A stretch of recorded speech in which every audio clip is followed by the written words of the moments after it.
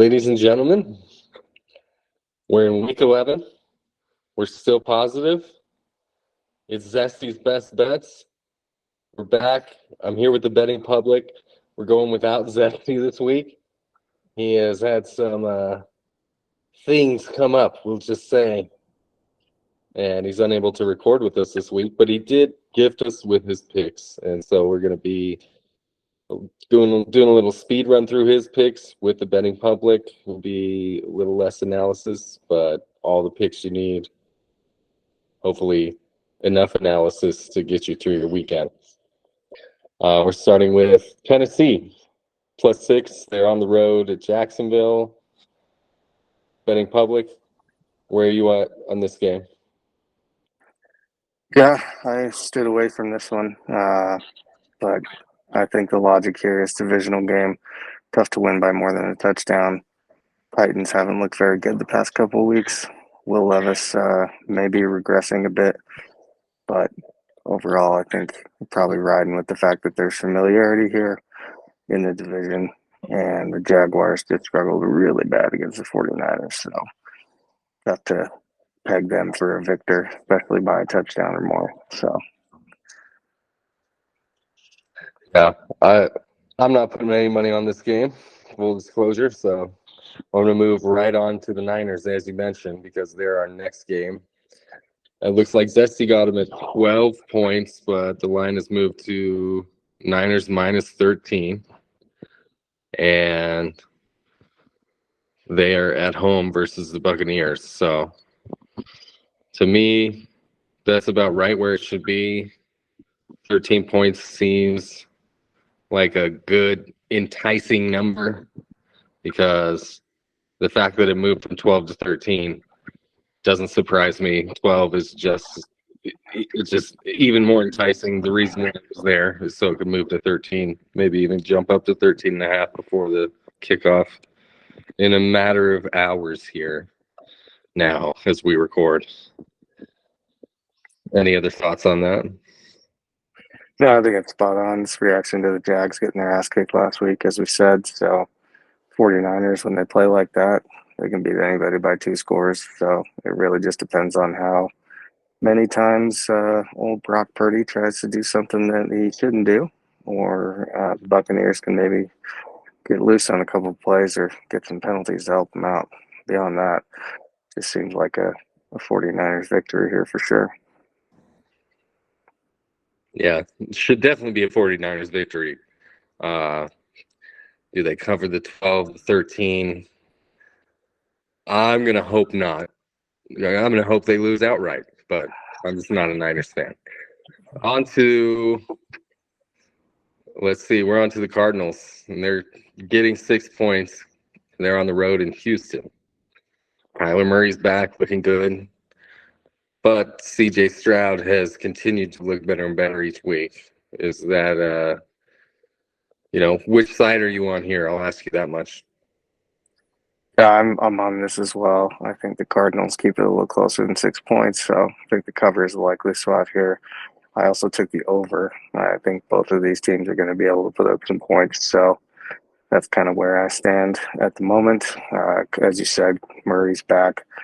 James Conner also back from being on the IR. Cardinals are a lot better when they can have those two guys on the field. So I do think that the Texans have been playing well, but again, rookie quarterback, he's going to be a little bit more inconsistent than others, despite the fact that he's been playing well lately. So I do think that there's a little bit of value here on the cards. Maybe even more value on that over 48. I like that number. They've been putting up a lot of points on each side of the ball here, and that's even without Kyler Murray. I think that's a good number, but tough game to put any money on just based off the quarterback play. Say what you will about either one of these quarterbacks, Kyler Murray or C.J. Stroud. I'm not comfortable putting my money on them, but that's fair. That'll be me. I'm staying away. We're going to move on very quickly here. Once again, lightning speed. Pittsburgh is next on the sheet. -2.5. The Browns are -2.5. They're on the road at Cleveland. So Pittsburgh getting a field goal. I'm obviously on board with that. How do you feel about that pick? Yeah, this I kind of waffled on going back and forth. Originally, I had Pittsburgh, and then the more I think about it, Cleveland just doesn't seem to be a very different team with or without Deshaun Watson this year. I know that their record's better, but um, he was not the player that they expected when they got from Houston this year, and I think the gap between him and PJ Walker, DTR, is not as significant as people thought it was before the season. So my money ended up landing on Cleveland here at a 1.5 earlier in the week, just because I do think that you see Cleveland's defense really be able to affect the Steelers and get a little bit of that revenge from earlier in the season. So I think that Cleveland's defense is the really key factor here, not their offensive unit. So that's where I land. And that's kind of this story is told in the under as well. I think this one is in the mid 30s right now for the total. So, And yeah, I'm glad you mentioned that. It's at 33.5 right now. And I yeah, think that says everything it needs to say. I like the pick because I'm a Steelers fan. I don't know about it because it's the Browns. And I'm, I'm not putting money on the Browns. The Browns are going to brown, as we always say. But Kenny Pickett and the Steelers look really bad lately, and it's a late season game against the Browns. The reality is it's a divisional game. Every one of those games looks ugly. They don't look like a different team, regardless of who's a quarterback, Deshaun Watson or whoever the hell they want to throw out there at that point. It's not really about their quarterback play. And luckily for the Steelers, it's not really about that either. So they're on the road. They just kind of have to do enough to win against the Browns. Well, what the Browns have going for them is they've got maybe the best defense in the league, really. Certainly the best pass rush attack in the league for my money. So it's going to be a rough day for Kenny Pickett, who's already maybe a little banged up. He's not on the injury report either. So, knock on wood. Let's hope we don't lose our quarterback for the rest of the year after this week.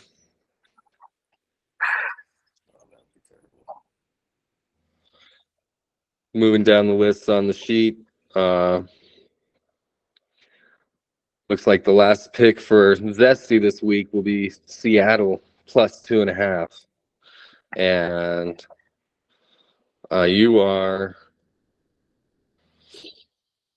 you're not on this game. Or are you on this game? I'm sorry. no, I'm not. I stayed away. This They're one, they're at the Rams, everybody yeah, listening. And, I couldn't imagine what Zesty sees here with Seattle, but maybe just the fact that the Rams have been struggling, even at SoFi, as we mentioned before. There's no home team at SoFi. So, any other yeah. thoughts on that? Well, and I think the line movement really tells the story here because the Rams actually opened as a dog here early in the week, and it's gone down to LA at a 2.5 point favorite now, largely because they've been getting positive reports out of Matt Stafford's camp. So, um, provided that he's healthy, I think that's where people see the difference being made here. Um, and I think Zesty probably disagrees because even with Stafford, the Rams were inconsistent on offense prior, and Seattle should be able to do quite well against them. Divisional matchup, a lot of familiarity. Carroll kind of has a thing for McVay, if I recall, in the head-to-head. So that's probably where he's leaning. Yeah, I imagine if he was here, he'd be telling us right now. Doesn't matter. Stafford doesn't matter. All right. Tell me why you're on the Eagles. Yeah, Fly, Eagles fly +2.5 this week. And prime time. yeah, they've got this. Wait, they're not in prime time. Are they Monday night? Monday night. Oh, that's right. There versus the Chefs. You're going against not only Taylor Swift, you're going against Taylor Swift's parents, if I've heard are going to be at the game. It's a whole lot of energy. Well, jet setting family. They've been all over South America, and now they're going to be back up here in Kansas City. Um, I just, big time game, Super Bowl rematch. I do think that both teams have looked a little bit less impressive than they did last year.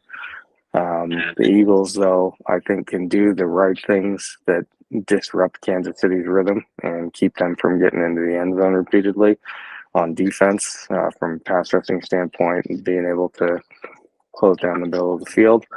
Um, Beyond that, I see, Jalen Hurts, I think, is just going to be able to move the ball on offense. Chiefs defense is good this year, but I don't think that they're a legendary defense by any means. So, um, Eagles plus 2.5, Super Bowl revenge matchup. Team that lost often wins in the regular season. Whether or not they end up winning, if there is a true Super Bowl rematch, is another story. But I like the Eagles here in this spot. Yeah, I don't know if I like the Eagles here. One of the reasons being the Swifty energy, but also beyond Taylor Swift here, and in all seriousness, the Chiefs have been struggling, but for me, it's all the more reason why they have a breakout game. They kind of find their rhythm here against a team that they are very familiar with. When I say find a rhythm, maybe they don't have their best game. You know what I really think might hit is the under because the number is something like 45.5, which to me seems preposterous. I don't think it should be anywhere near that, even if they do find a rhythm. They're too familiar with each other to be putting up that many points. And like you said, both of them have been struggling. So to me, this feels more like one of those divisional matchups, like Pittsburgh Steelers, Cleveland Browns, just a little more pretty because the offenses are actually talented and have good quarterback play. Yeah, no, I mean, in terms of the total game, I don't know, but I think a counterpoint to the total would be the fact that both teams tend to start quick, so I think you'll likely know if the over is in play after the first couple drives. Because if you see that both offenses are efficient, scoring on the first drive, then depending on how long that time period takes them to do that, you should have a pretty good indication. I think the first half might go over the first half total. That's largely based on both offenses just being efficient in the red zone. So if they give themselves opportunities, they tend to cash in. So, but as you said, teams are very familiar with each other, and they've had some time to prepare. So could be a defensive matchup. That being said, any of our audience who likes to live bet or has the opportunity to live bet, one of the easiest plays I love to do is two great offenses, or especially two bad offenses, come out and score early, both sides of the ball. Get 14 early points, 21 early points, 28 early points. Wait for the scoring to cool off, and then hit that live under. Or you could go the other way with that. But it's just one of the most comfortable bets I ever find myself making. I hit it far too often to not be playing it more. It's the reason why I'm throwing it out here right now.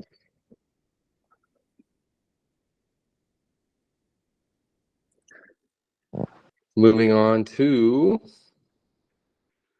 we already spoke about the Cardinals, so you got the Dolphins minus 13.5. Yeah, I think the honeymoon's over here for our friends in Las Vegas. Not only because of the issues that they're purportedly having with Formula One, but more importantly, the Raiders, I think, are just going to fall flat here. O'Connell's not going to be able to get enough points on offense to keep up with the Dolphins in any fashion. So that's where I see it. Plus, the Dolphins' defense is only tightening up as we go through the year. So they're getting key guys healthy at the right time. It's going to make it tough for Devontae Adams, which means that it's going to make it tough for the Raiders.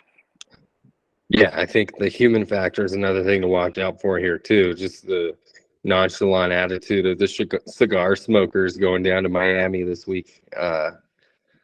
And you're not just going down to Miami. You're going down to Miami to play a hungry Dolphins team who hasn't looked right the last few weeks.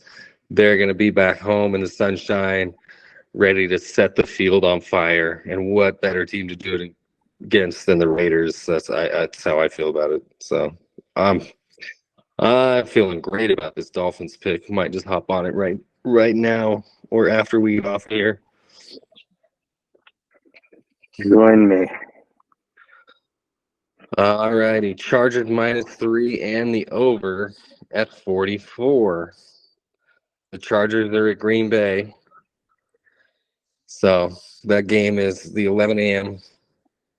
start, looking like a 45-degree temperature day. No weather to speak of, maybe some wind, but nothing crazy. I think the Chargers are just going to not be too cold at this point. That's kind of where I'm going on this. You look, LA, San Diego, whatever the hell they are. They're a good offense, and I think that they're going to put pressure on the Packers defense enough that it keeps Jordan Love from being able to be comfortable and having to play from behind, which he tends to make some mistakes when he does that. Could lead to some North Shore Charger fields and more scoring. So I'd like the over at 44, thinking that the Chargers might push this into the 30s as far as the team total.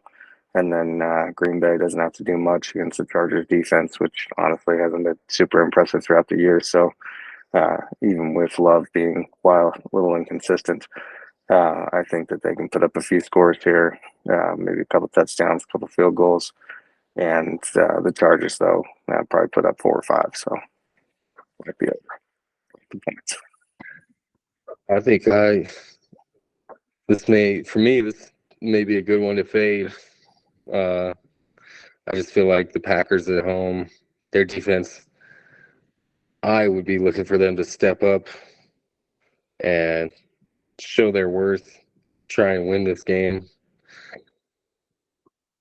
I mean, not that they're a strong defense or anything, but it's just like the Chargers, there's always so many winnable games on your schedule. So you got to be looking at this as a winnable game and something that you're going to really show up for and show out for at home. But not that I'm confident in it, just something to think about. Fading the Chargers never sounds bad to me.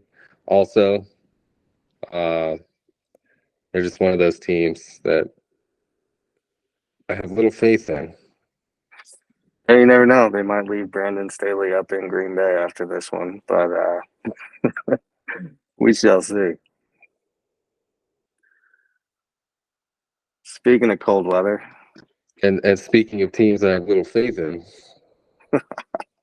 the Denver Broncos are next on the list. And you've got the Broncos -2. Looks like the line has moved to 2.5.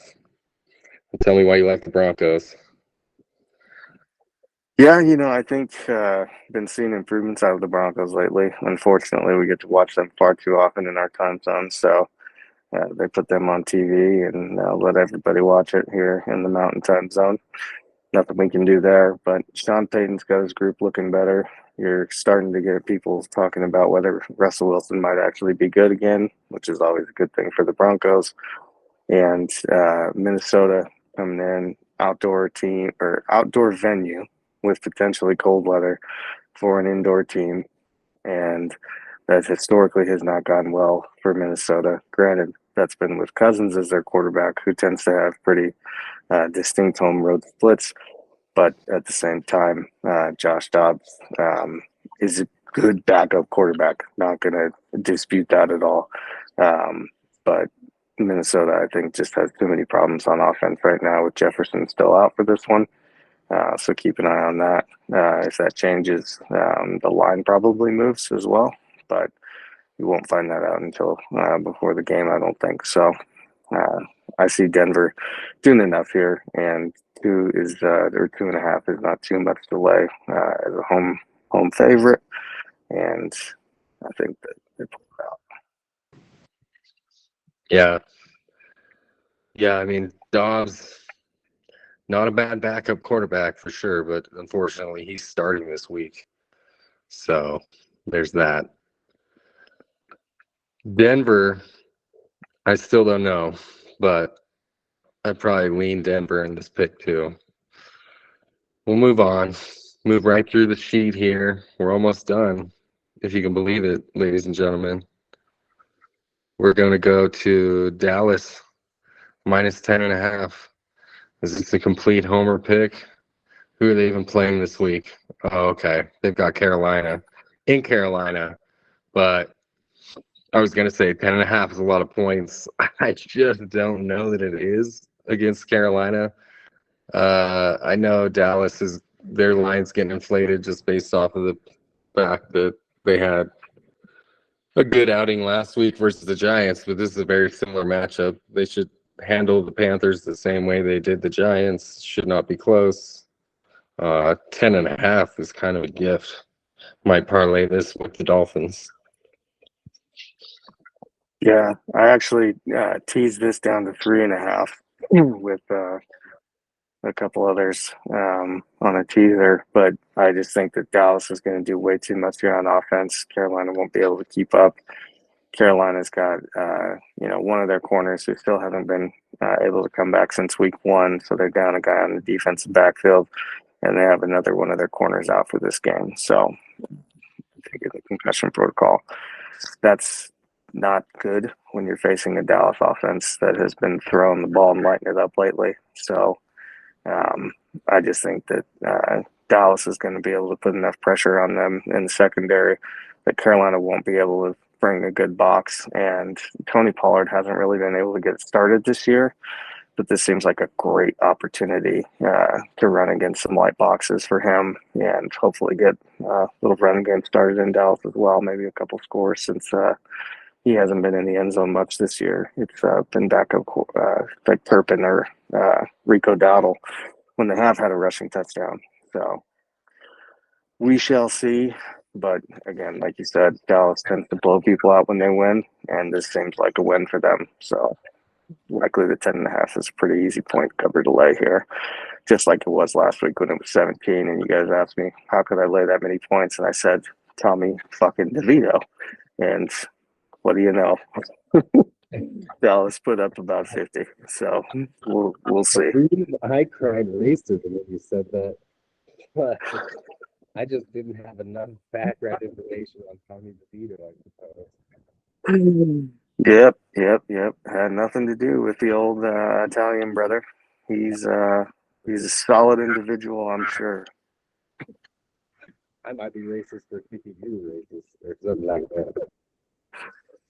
Don't know how that works, but that is the last one we had today. College football was basically a wash.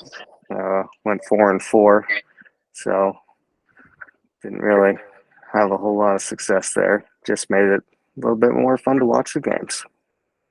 Yeah, Texas covered for me, but they didn't cover the over, which I felt was low. But you know what? Looks like it was plenty high enough. Texas didn't cover. OU forgot that they were, did what they were doing. They were just like, fuck it, we'll just beat BYU. Don't worry about it. Yeah, instead of kicking their ass. Lost some money on OU because I just wanted to start my morning seeing the Cougars get their ass beat. Didn't happen. Indiana, I don't know. Like, Michigan State is fucking terrible, and Indiana was showing signs of life. And then they choked. Yeah. So similar to our friends in SoCal, USC, man. But Ohio State made me money today. Ohio State covered against another Big Ten piece of shit in the Gophers. So yeah, good for them. And I plan on Ohio State continuing to cover. But there was an NFL game that we didn't touch on. It's the late game slot. Buffalo is 7.5. They've got the Jets coming to Buffalo. I don't see the Jets keeping it close. I mean, this is again one of those it's one of those get right games for Buffalo. Like, I know Buffalo's 5-5, but they're looking at their 5-5 like, are we really about to be fucking the same record as the Jets if we lose this game? You know what I mean? So Well, one of their losses is the Jets. exactly my point. It's a get right game. It's a let's act like we're the Buffalo Bills and we want to win this division. Otherwise, maybe they're not the team that I think they are. I know they don't have quite the running game they used to have, and their defense obviously isn't as good as it's been in years past, but you just feel like the quarterback play gets it done most of the time. But I guess that's what we were talking about a few weeks ago with Josh Allen. He's just so inconsistent. Like, even though we've seen the guy lead the team all the way and be as good as he needs to be to win every single game, even the ones that he's lost, uh, which is a weird thing to say. But he's not the reason they lose, is all I'm saying. He's never been the reason they've lost games, even in the big playoff games. But lately, he's not the reason they win, and he really is. He is the reason they lose this year, just because he's not doing anything amazing, and they're not. He can't be a game manager. They're not looking at him to be a Kenny Pickett type. Like, they need him to run an offense. They need him to hit Gabe Davis and Stephon Diggs and Don Kincaid now that he's back, and it's starting to look better. But that's why I think I would be on the Bills here, getting 7.5. But yeah, I don't know. What do you think about the Jets?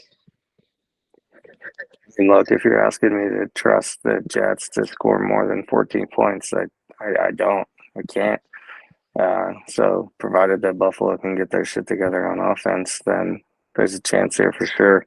I think the biggest problem that the Bills have is whether or not they're going to turn the ball over a couple times. So, if Allen does that, and he's been doing that a lot this year, then they're going to have a problem. But if he goes out and he plays without turnovers, that's when they typically win, and will win quite handily here because Wilson's not going to put up more than 2 touchdowns and maybe a field goal. So um, it's tough. You either think that Buffalo is, as you said, riding the ship, or continuing the train wreck. So should be a good barometer for that at least. Yeah. Well, I think that's it. I think as far as any other game we haven't talked about, I do like the Lions over the Bears. Almost the same exact script that we just talked about for the Buffalo Bills over the Jets. Only the Lions have looked right, and they should continue to look right against a very weak Chicago team that should not be able to contain them. And the Giants versus the Commanders. And the Commanders are at home getting 9 points. The Giants are getting against the Commanders. So I don't even, the fact that we're mentioning it at all, I definitely I guess I would take the Commanders, but I'm staying the hell away from this game. Yeah, I wouldn't touch it with a 10-foot pole. Tommy DeVito and Washington. We got some Commanders talk for you. So, in your honor, If that's what you're here for. we missed you, folks. Enjoy the Week 11 picks. I hope you get some bets in, and we'll hurry and post this so you can get it in and listen to it before tomorrow's game starts. Good in between Dan Orlovsky telling you how Bill Belichick's not going to have a job soon. Exactly. Hopefully, you can just put that on mute. play our shit. Well, we'll see you guys next week. Take it easy, betting public. Adios. Till Bye-bye. then.